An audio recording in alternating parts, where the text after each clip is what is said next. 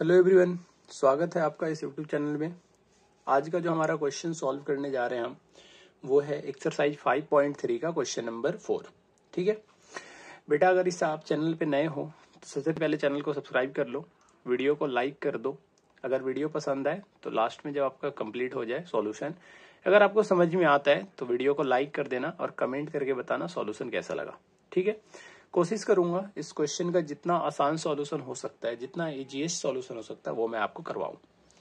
Question हमारा बोलता क्या है, पहले क्वेश्चन को पढ़ो। How many terms of the AP 9, 17, 25 must be taken to give a sum of 636। बोल रहा है ये एक एपी है आपका, फर्स्ट टर्म 9 दे रखा है, 17 है और 25 है, कुछ ऐसी करके आपका एपी जा रहा है। बोल रहे इसमें हम कितने टर्म ले टोटल कि उनको जोड़ने पे कितना आ जाए, 636 आ जाए। जब आप इस एपी की बात करते हो तो एपी में आपका ए आपको गिवन है, फर्स्ट टर्म आपको गिवन है कितना, 9। इतना तो आप समझ रहे होगे। ठीक है, अच्छा डी निकालने के लिए हम क्या करते हैं, सेकंड टर्म में से फर्स्ट टर्म को माइनस करते हैं। आप किसी भी दो कॉन्जिक्यूटिव टर्म को माइनस कर सकते हो। 25 में से जब आप 17 को माइनस करोगे तो 8 आएगा, तो डी आपका कितना आ गया, 8। ठीक है, अच्छा निकालना क्या है हमें, बोल रहे हैं टोटल हम कितने टर्म्स ले, और टर्म्स को हम क्या बोलते हैं, एन।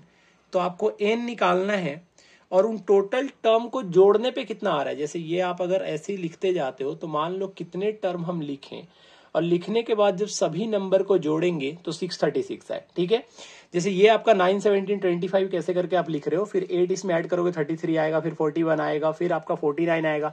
ऐसे ही करते करते आप लिखते जाओ तो कितने सारे ऐसे टर्म है जिनको प्लस करने पे कितना आ जाए आपका, 636। ये हमें निकालना है। इसका मतलब बेटा एसएन का वैल्यू दे रखा है 636।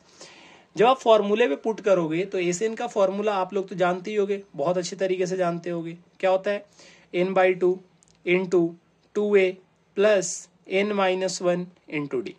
ठीक है बेटा, जब आप एसएन की जगह पे पुट करोगे 636 तो ये हो जाएगा इज इक्वल टू n, क्योंकि n की वैल्यू हमें पता नहीं है, अपॉन में 2 इंटू 2a। अच्छा एक बात बताओ बेटा, a का वैल्यू कितना है, 9। तो जब 2 में 9 से मल्टीप्लाई करोगे तो कितना आ जाएगा, 18। 2a का मतलब होता है 2 इंटू ए, और a का जब वैल्यू पुट करोगे 9 तो 2 इंटू 9 कितना हो जाएगा आपका, 18। प्लस जब n की वैल्यू हमें नहीं पता है तो हम इसे ऐसे ही रहने देंगे और d की वैल्यू पुट कर देंगे यहाँ पे 8। देखो सॉल्व करने के बहुत सारे तरीके हैं, आप कुछ इस तरीके से भी इसको सॉल्व कर सकते हो। सॉल्व करोगे तो ये क्या आ जाएगा, ये आपका हो जाएगा 636 is equal to n/2 into, बेटा ब्रैकेट को ओपन करोगे तो ये 18 प्लस 18 माइनस 8 हो जाएगा। यहां तक आपको समझ में आ रहा है ना। अगर यहां तक समझ में आ रहा है फिर तो आप समझ रहे होगे कि ये 636 हो जाएगा इज इक्वल टू कितना हो जाएगा आपका, n/2 इंटू, जब यहाँ पे देखो 18 में से 8 जाएगा तो कितना आएगा, 10 प्लस 18। हम इसको क्या लिख सकते हैं, इंटू 10 प्लस 18 लिख सकते हैं। और आपको पता है बेटा कि 10 में भी 2 कॉमन है और 8 में भी 2 कॉमन है, तो आप यहाँ से 2 कॉमन निकाल सकते हो। तो ये क्या बच जाएगा आपका, 636 is equal to n/2 into, आप इसको क्या लिख सकते हो, 2 इंटू 5 प्लस 4n लिख सकते हो, क्योंकि दोनों में 2 कॉमन था, 2 कॉमन निकाल दिया। अब ये नीचे जो 2 है और ऊपर जो 2 है, 2 मल्टीप्लाई और डिवाइड में दोनों कट हो जाएंगे, तो ये आपका कितना आ जाएगा, 636 इज इक्वल टू, यहाँ पे n बचेगा। जब आप n से मल्टीप्लाई करोगे 5 में तो ये हो जाएगा आपका 5n, प्लस जब आप 4n में करोगे तो ये हो जाएगा आपका 4n²। यहां तक तो समझ में आ रहा है ना। अब यहां पे आपको दिख रहा होगा कि ये क्वाड्रेटिक इक्वेशन बन रहा है। कैसे बन रहा है, आप 636 को अगर दूसरी साइड लेके जाओगे तो ये आपका कितना हो जाएगा, 4n² प्लस 5n प्लस 636 दूसरी साइड लेके जाओगे तो कितना हो जाएगा, माइनस 636 इज इक्वल टू 0।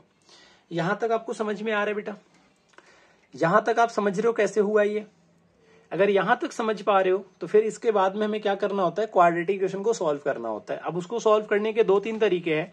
आप मिडिल टर्म स्प्लिटिंग से कर सकते हो, आप चाहो तो उसको क्वाड्रेटिक फॉर्मूले से करते हो। मैं मिडिल टर्म स्प्लिटिंग से करके दिखाता हूं। आपको पता है कि इन फर्स्ट टर्म और लास्ट टर्म को मल्टीप्लाई करते हैं। जब आप 636 में 4 से मल्टीप्लाई करोगे तो कितना आएगा, 2544 आएगा। फिर आप 2544 को क्या करते हो, आप इसको फैक्टराइज करते हो। मैं फैक्टराइज करके आपको बता देता हूँ, वैसे तो आप कर लोगे लेकिन मैं करके आपको बता देता हूँ। 2 1 जा 2, 2 2 जा 4, 2 7 जा 14 और 2। जब 2 से करोगे तो ये आएगा आपका 636, 2 से करोगे तो 2 2 से करोगे तो 2 3 जा 6 और 1 8 आएगा। 2 से करोगे 2 1 जा 2, 2 5 जा 10 और 2 9 जा 18, ऐसी कुछ करके आएगा। अब ये किसके टेबल में आएगा भाई? 3 के टेबल में आएगा। 3 5 जा 15, 3 3 जा 9। अब दो टर्म आपको ढूंढने हैं जिनको प्लस या माइनस करने पे 5 है। अब ध्यान से देखो, मल्टीप्लाई करने पे आपको माइनस का साइन चाहिए, इसका मतलब एक साइन आपका प्लस में होगा और एक साइन आपका माइनस में होगा। बीच में आपको कौन सा साइन चाहिए? प्लस का साइन चाहिए, इसका मतलब प्लस का साइन जो होगा वो बड़ा होगा। ठीक है, अब यहाँ पे जब आप दो टर्म को ढूंढते हो तो कैसे ढूंढोगे? यहाँ पे ढूंढो, देखो एक आपका हो जाएगा 2 2 जा 4, 4 2 जा 8, 8 3 जा 24, 8 2 जा 16 और 16 3 जा कितना हो जाएगा? 48। तो एक टर्म आपका 53 हो गया और एक टर्म आपका 48 हो गया। अगर आप 53 में से 48 को माइनस करोगे तो क्या आपको 5 मिल जाएगा? तो आप यहाँ पे पुट करोगे, क्या पुट करोगे बेटा? यहाँ पे आप लिखोगे 4n स्क्वायर, 4n स्क्वायर। अब प्लस 5n की जगह पे क्या लिखोगे आप? Plus 53n minus 48n minus 636 is equal to 0। समझ रहे हो आप?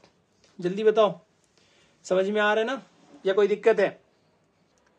अब इन दोनों में क्या कॉमन है भाई? इन दोनों में क्या कॉमन है? इन दोनों में n कॉमन है, n कॉमन निकाल दो। ये क्या बच जाएगा आपका? 4n plus 53।